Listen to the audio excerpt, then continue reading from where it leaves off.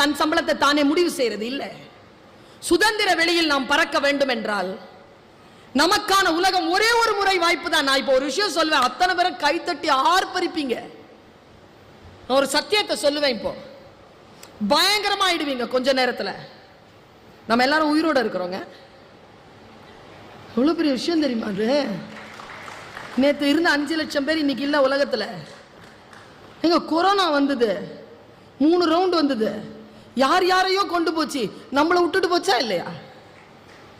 அதுக்கே நம்ம கொண்டாடணுமா இல்லையா?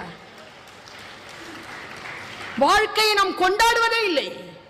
வாழ்க்கையை கொண்டாடு என்று சொல்லித் தருகிறது எனக்கு புத்தகம். இந்தா உன்னுடைய வாழ்க்கை. பொன்னியின் செல்வன் ஏன் அவ்வளவு கோடி சம்பாதிச்சது? ஏன் சம்பாதிச்சது? ஒரு தலைமுறை அதை படித்து வைத்திருந்தது. தான் படித்த அந்த காட்சிகளை தான்